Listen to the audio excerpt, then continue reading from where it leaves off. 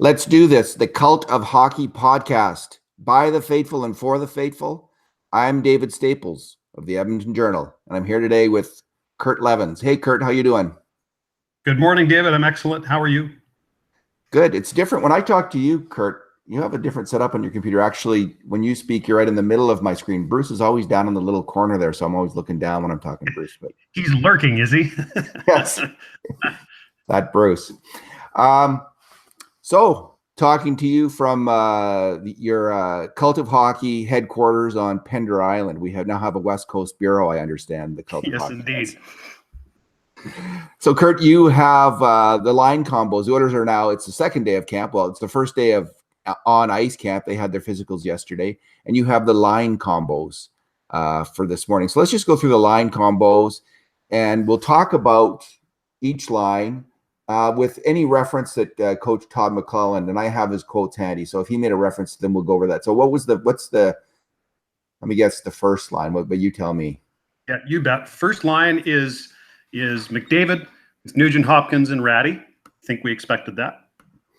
Yeah, so McClellan just had some pretty generic things to say about that line yesterday. Essentially, let me shut this off. Essentially, telling us what we already know, that Ratty is a player who was near the end of his opportunities and took advantage of it. And the interesting thing about Ratty was one of the knocks on him in the past is that he hasn't always necessarily come to camp in great physical shape. Right. And from what I understand, this fall, that's different. Apparently, he put the work in this summer. And I mean, when you think about it, this is the best opportunity he'll ever have. So good on him, but well, he should have.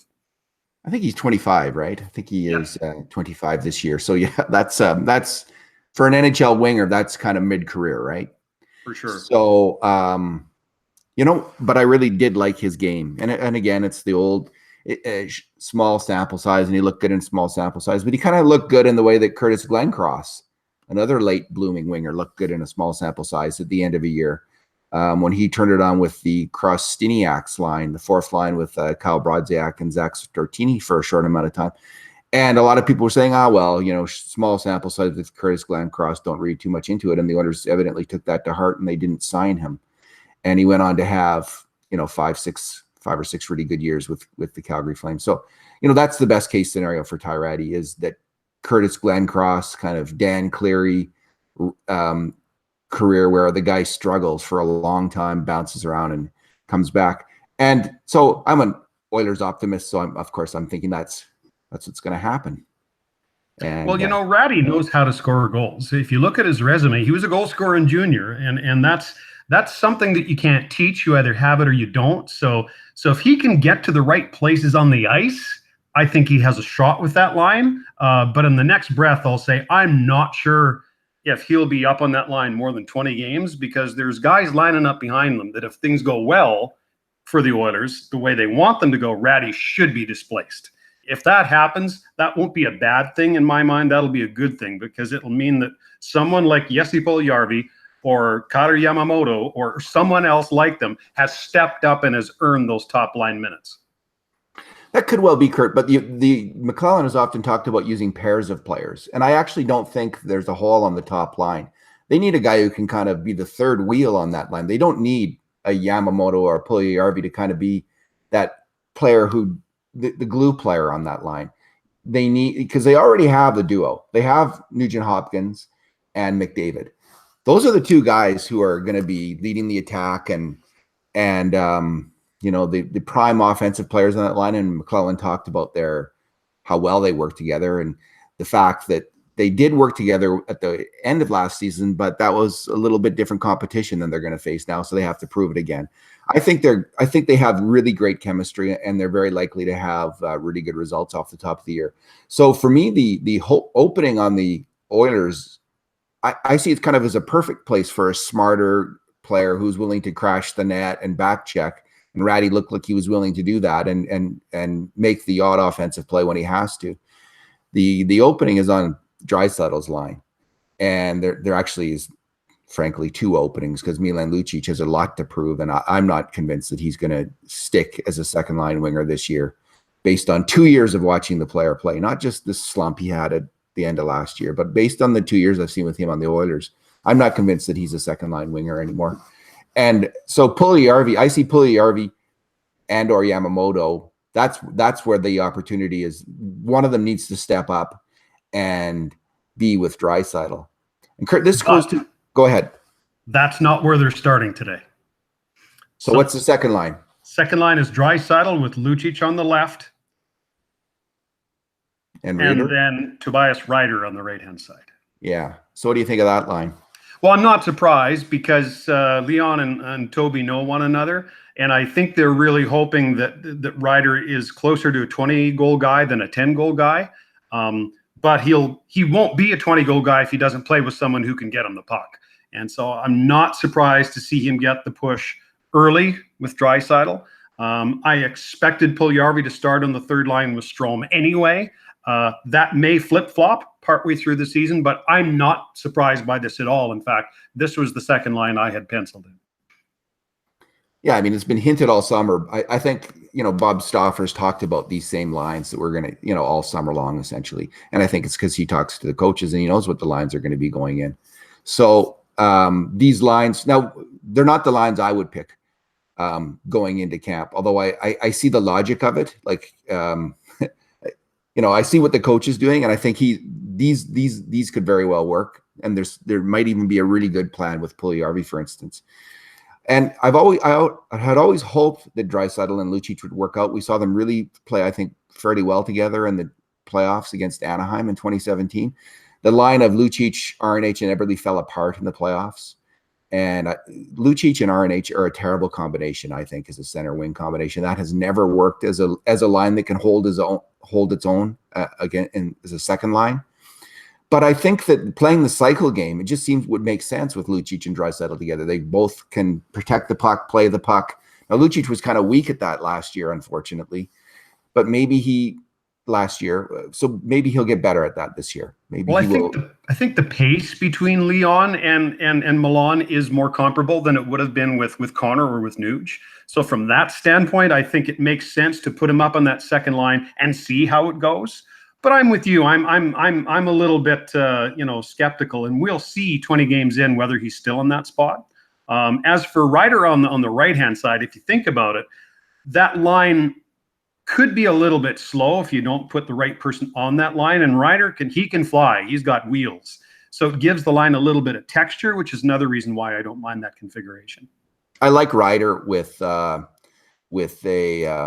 Draisaitl, and I think he's a good player. Every time he's played the Oilers, he's sure looked like a good player. He's obviously a very skilled player, a fast player. So let's see what he can do. I'm not against that at all. I mean, my preference would have been to see Puljujarvi there with Reider on the left wing, but I'm okay. Let's give Lucic this chance. My only concern is last year the coach stuck with things that didn't work too long. It was a big problem, I thought, on the team, and stuck with Lucic with McDavid, for instance, way too long, both on the power play and at even strength.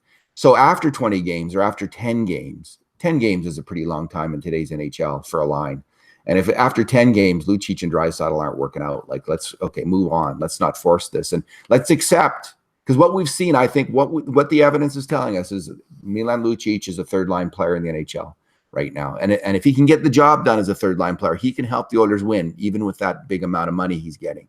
Third-line wingers who are really good, there's nothing wrong with that. Combined with his physical presence, that's something that can help your team. So I'm okay with it, kind of accepting that as the bar that Lucic has to make this year for us to get off his case.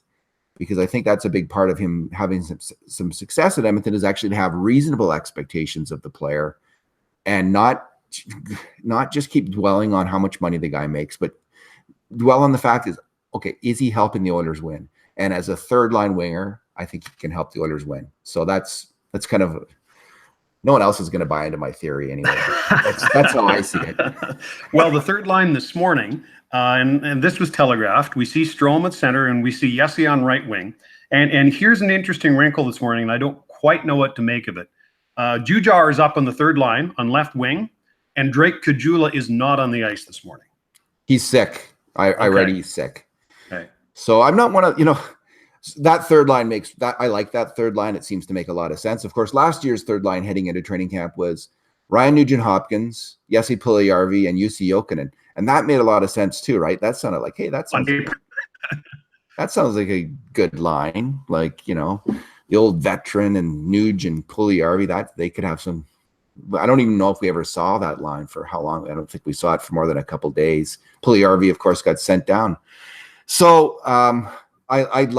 here's what I like about McClellan's theory with Puljujarvi, and his last two interviews, he's said lots of positive things about Puljujarvi, although I get the sense that Puljujarvi, McClellan talked about the assistant coaches coming in and giving a fresh eyes on players and their demeanor. And I think one of the players that McClellan is a little bit down on, I just get the sense, is Puljujarvi. And I say this because of the talk of team insiders around this player. There seems to be just a little bit of general doubt, criticism about his demeanor, about his hockey sense, things like that, some impatience with him. And I think that's emanating from the coach.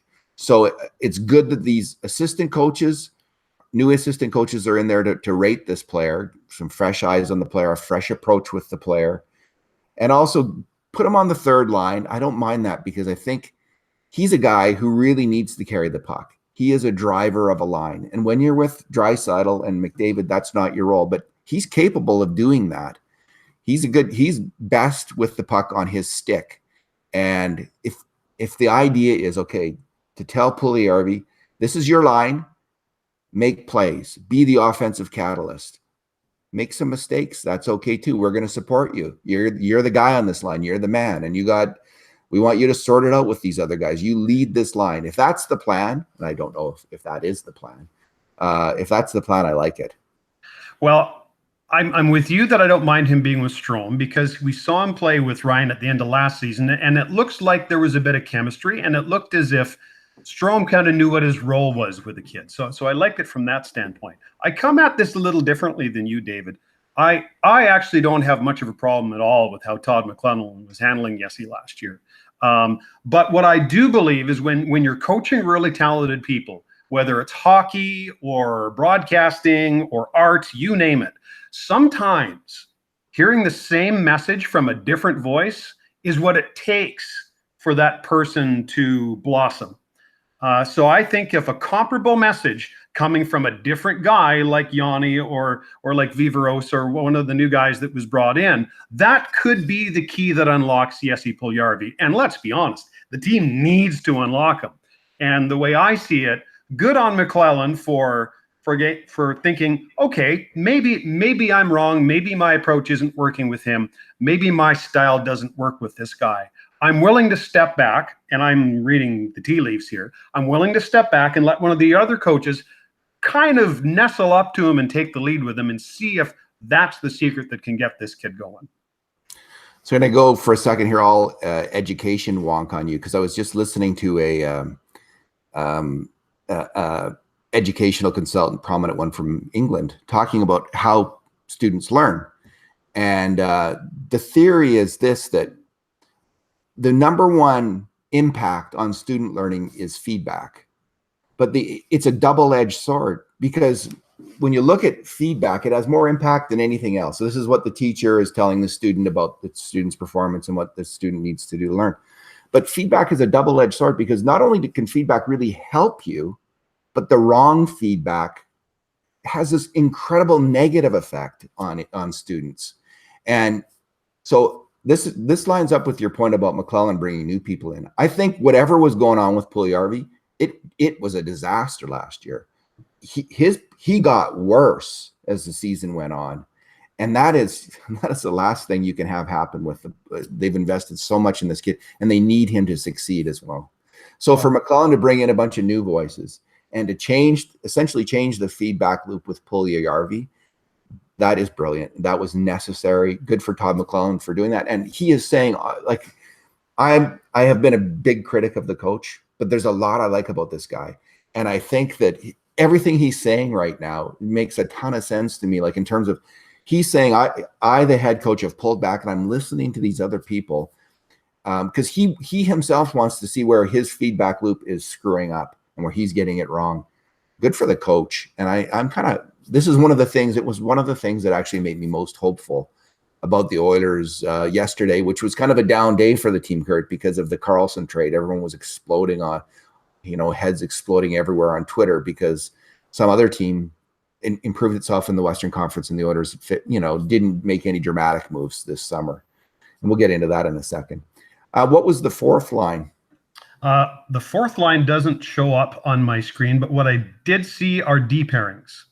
Okay. So this is a little interesting, given the fact that Sekera is out and that Nurse has flown back to Toronto as a way to help negotiate his contract. We see Gravel with Benning, Clefbaum with Larson, which I don't think there's any surprise there, and Jarabek with Russell. That's unexpected. Based on what the coach was saying yesterday, it sounds like Russell and Benning are penciled in as the second pairing with Larson, and he needs the big guys to get going. And man, did the Oilers ever need Clefbaum and Larson to play like they did in the 2017 playoffs?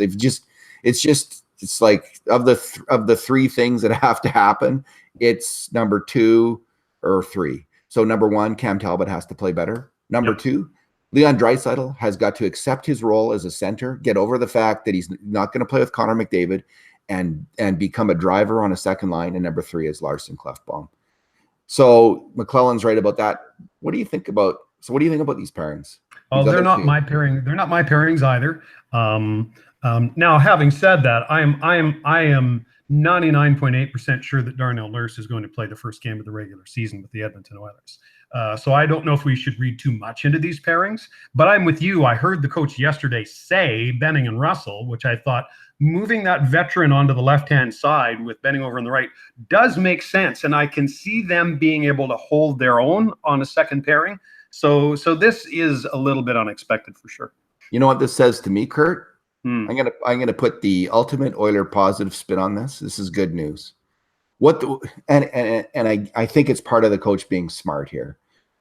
He's got his pairings, and the pairings are Larson, Clefbaum, Nurse, Benning, Jarabek, and Russell. And what he wants to do here is get Jarabek and Russell as much time together preseason, so they're fully functioning and flying when the season starts. Because he doesn't think Nurse is going to be gone by then. He's going to just take Gravel out and put Nurse in with Benning. And he's thinking, okay, the key is this: Nurse and Benning know how to play together. We can weather that storm.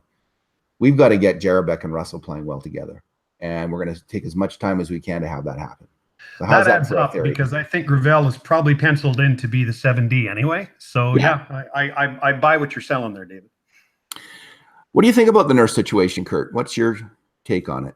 Well, a few things. One, I think it's completely silly that people are whining and moaning about, well, we shouldn't have spent those extra $200,000 on Caggiula. We should have saved it for a Nurse, and now we can't afford him. That has nothing to do with it.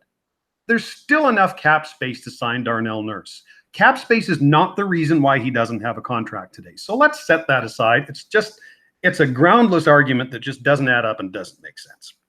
Second of all, it's making me a little bit nuts that people are saying the Oilers have to stop grinding Nurse. They're not grinding Darnell Nurse. If you look at comparables, and comparables in this situation, David, is RFAs with comparable time on ice and offensive numbers. If you look at comparable RFAs for Darnell Nurse, the right salary to give him would be about $3.1 million on a 2-year bridge. 3.1, 3.3.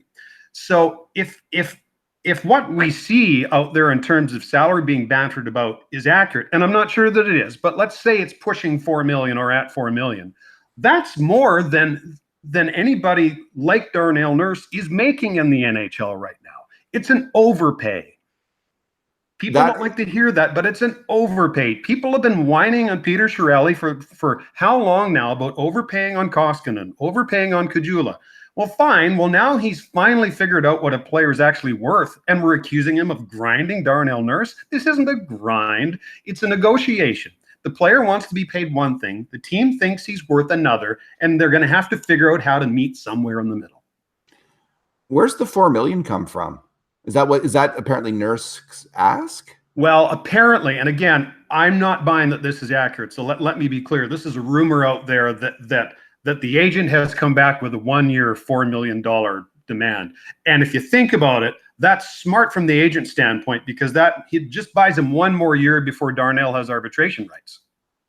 Why would you pay more on a 1-year deal? Wouldn't it be less? Like, I don't quite get that. Like, makes sense from the agent standpoint. Well, of course it makes zero sense. Yeah, it's like it doesn't make any sense at all. Yeah, let's just give away, RFA years on Darnell Nurse. So I don't buy that. Let's pay him more as fast as we can. It makes so little sense that I don't buy it, except as a negotiation position from Nurse's camp. And I hear exactly Maddie says Jim Matheson of the Journal says they're about 500,000 away. I think Dustin Nielsen might have said 300,000 or 200,000. Yeah, I hear 2 to 3. Yeah. So this is a very small amount of money to be a part on. So let's say the Oilers. So Bob Stoffers said he said a very specific number the other day on the radio, 3.225 million. Is what Bob said, and it was so specific that I thought, So I'm guessing the Oilers are around 3.2 million, and the Nurse camp's probably around somewhere between 3.5 and 3.7 million, depending on what the spread is for a bridge. Yeah, for a 2-year deal. Yeah, and they're going to meet. So anything 3.3. 3.2, 3.4, 3.5. I think it's when it gets to 3.6, and some people are going to start screaming overpay if it gets to 3.6. Even 3.5 is probably a bit of an overpay. You'll hear that as well. This is all contingent. I mean, if Chiarelli is grinding, it may be, again, with the idea of a future that needs money to sign, and maybe another winger like Chiasson or Upshaw, and he needs money to sign. Maybe there's going to be money needed if they're going to bring in another veteran defenseman with Sekera. So there might be a reason for this grinding. And of course, this everyone makes everyone crazy. Most people, Kurt, like really, there's very few people who still believe that Drake Caggiula should have even been signed. I think there's so much anti-Drake Caggiula sentiment out there. I'm actually hope Caggiula comes in and sticks it up all of his critics' butts, because I think he's not as bad a player as he's made out to be. And I don't know, maybe he got a little bit too much ice time, preferential ice time, and maybe Slepyshev didn't get enough. But I think Caggiula's an NHL player, and he has a chance to be a decent third line checking winger in the NHL. And maybe he got a bit of an overpay, but I'm just tired of all this constant raking on this player. I'm with you. He's got NHL speed. And by the way, he scored 13 goals last year. A team that desperately needs more offense this year. We're just going to chuck 13 goals away because we don't like Drake Caggiula? It makes no sense. Yeah. So anything else on the Nurse front, Kurt, or the defenseman coming in, other transactions coming up? Any other thoughts? Or well, I just think that we should probably expect to wait until toward the end of training camp, because the closer we get to NHL teams having to set their rosters and actually start to write checks to players, I think that's where a couple of players and a couple of other organizations could become available, and that's where Peter Chiarelli could have the opportunity to plug a hole on the right-hand side without having to rush an Evan Bouchard or an Ethan Bear, which I don't think either you or I think they should do if they can help it. So I think look toward the end of training camp for there to be some kind of solution to this. And the other thing to keep in mind is the team is in the driver's seat with Darnell Nurse. He's an RFA. He has no arbitration rights. What's he going to do? Sit out the whole season? That's no good for Darnell Nurse either. So I think at the end of the day, it's a negotiation that the Oilers will win, if you want to put that way. And by win, I mean he'll be in an NHL lineup on day one. I'm as I said, 99.8% positive. Yeah, I don't see Bouchard or Bear being ready defensively for the NHL. I just don't see really much indication of that at all. So if they were even in sheltered third pairing minutes, I thought Bear just really struggled last year, and I would suspect Bouchard would do the same. And if you want to lose in the NHL, just get a few defensemen who can't handle it in their own zone. How many that's the definition of the decade of darkness to me, Kurt, is the Oilers with 2 or 3 defensemen who can't handle their assignments defensively in their own zone, and that's what's killed them. And if they can't have that. So people talk about Bouchard getting a 9-game stint. Okay, I'm not so sure. Like if he can't handle it defensively, those are 9 games where you're putting yourself at risk of losing considerably. I mean, great players can score you a goal, but then you send out the third pairing D-man and he gets burned on a goal. That's just wiped out Connor McDavid's great rush. Hockey is this game where I really strongly believe the weak links on your team will kill you because they will cause a goal against or 2. And that's the difference of winning in the NHL today. I remember like it was yesterday, sitting in Rexall Place, watching Jeff Petrie, who at the time was 3 years older than Evan Bouchard is today. And I remember turning to the person I was watching the game with, and I said, they've got to get this kid off the ice because he couldn't defend at an NHL level yet. We all know what Jeff Petrie turned into. But at that time, the Oilers rushed him, and he was up before he was ready, and we all saw it. So you're right. While offensively, I think either Bouchard or Bear could probably make a real contribution to the Oilers this year. But the jury is more than out on whether or not they can defend well enough, even on sheltered third pairing minutes. I think it's more likely that Ethan Bear gets 30, 40 AHL games and then is maybe a midseason call-up when injuries inevitably strike. But I'm with you. I think we should count on that not happening. And if it turns out they can cut it, well, then yippee for us. Happy surprise. But if we're banking on it, we're in trouble. So the Oilers fans are down, Kurt, because of the Carlsson signing. I guess other teams in the it's a fact that other teams have made moves. Max Pacioretty went to Vegas, James Neal, and who else did Calgary bring in?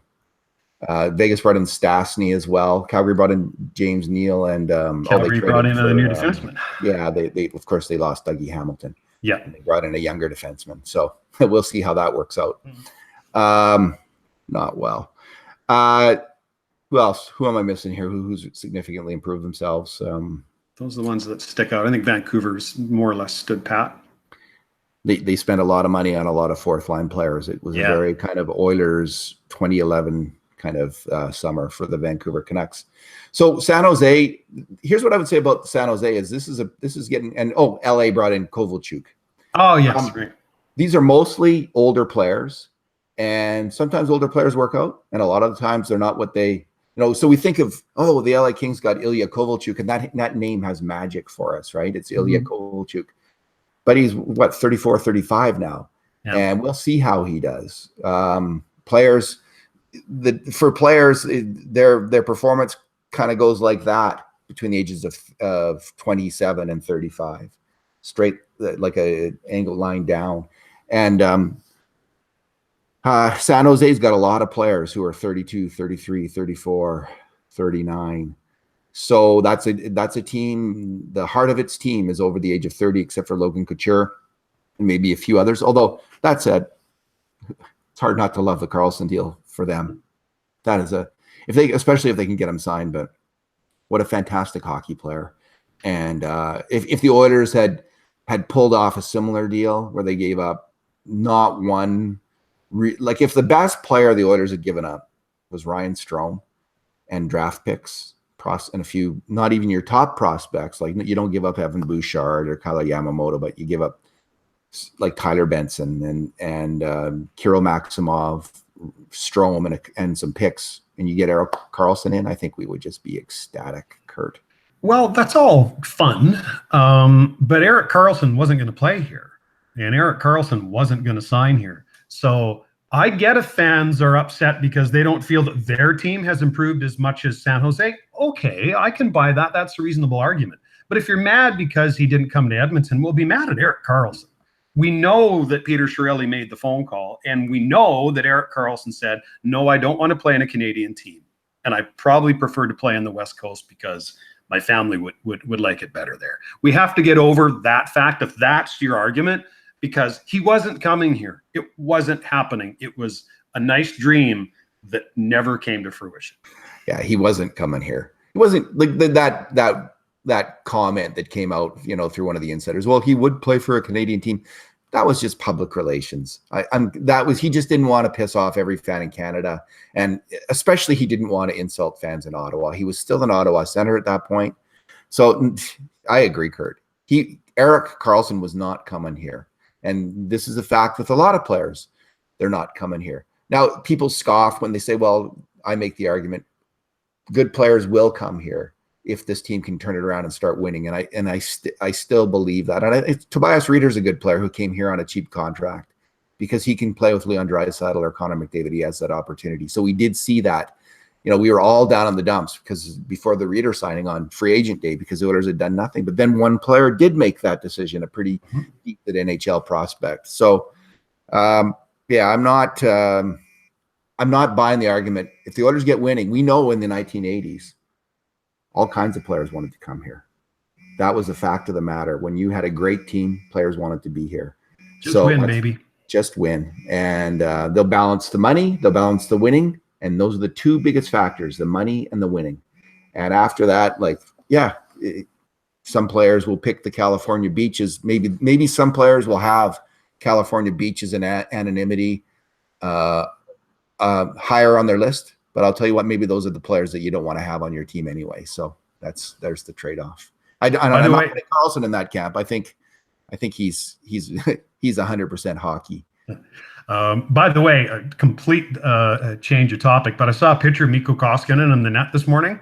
I don't think there's a likelihood of anything sneaking over his shoulder. The guy looks like he's 6'10". He's huge.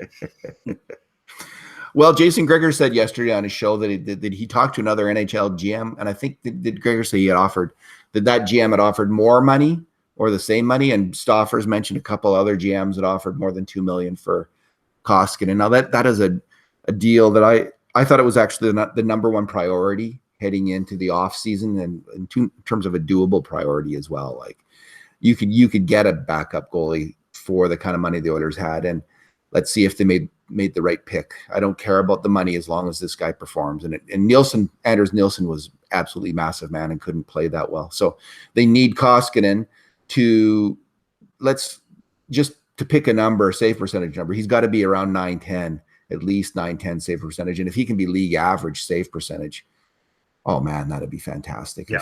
And I'm with you. If you get 910, 915 for 25 games, people will forget about how much money he's getting paid. Yeah. All right, Kurt. I guess we got Monday's the first game, and I guess Scotty Upshall's not going to be in that game, but he is hanging around training camp. Yeah, he failed his physical, as I understand it. He did have a knee problem, which I heard about a couple of days ago. From what I understand, he's hanging around camp. I think a lot of people thought, well, that's the end of Scotty Upshall. That isn't apparently the case. He is still in camp. So now what I don't know are the specific details. Maybe it's close. Maybe they think with a little bit of rehab, he'll pass it again. So Scotty Upshall isn't out of the picture yet, even though yesterday initially it might have sounded like that. I really like the idea of Upshall or maybe Chase on the fourth line. And it's great that they brought in that kind of depth. And it does speak to me that it looks like another move might be coming, because they're loading up on kind of fourth line wingers, perhaps in anticipation of moving out a fourth line winger like Cassian or Kajula, or hopefully not Kyra. I think that would be a major letdown. Kyra is such a tough player, and he's curving up. So people will be mad if he gets traded. So I don't think he makes enough money to be included in the trade, because if they are going to bring in a defenseman who can actually help them, he's going to be costing $4 or $5 million. So you're going to need to send out a salary in the other direction that's more than what, because Puljujarvi is under 7, isn't he? And you got Kajula at 1.5, you got Cassian at 1.9. Those are two contracts who I think are way more likely to go out to bring a bigger salary in. Yeah, because you could sign Upshall or Chase on for the league minimum. 6, and then you bring in whatever contract comes in, and that's using the Sekera money. To Justin Falk. Justin Falk. Guy's got some offensive game. I'll give him that. Like, his numbers are terrible from last year. like his even strength, scoring numbers, his plus minus. But man, I've seen him run a power play, and he's a fearsome power player when he's got it going on. I understand the word is he was kind of out of shape, so maybe he's going to be in shape. I did notice, Kurt, they named him assistant captain in Carolina, so that doesn't exactly scream like we're sick of this guy and his attitude, making him assistant captain. But we'll see what happens. Maybe they did it to pump up his trade value. Maybe maybe. They're playing chess in 3 dimensions, man, where we're just playing straight ahead here in Edmonton. All right, Kurt, thanks for talking. You're welcome. I wore my Justin Schultz Edmonton Oilers hat in honor of the Darnell Nurse holdout, and hopefully that'll swing things in the other direction over the next few days. How does that honor the Darnell Nurse holdout, Kurt? It doesn't. I just wanted to show off the hat. All right. Thanks for talking. And take care, David. Take care. In the meantime and in between time, this has been another edition of the Cult of Hockey podcast.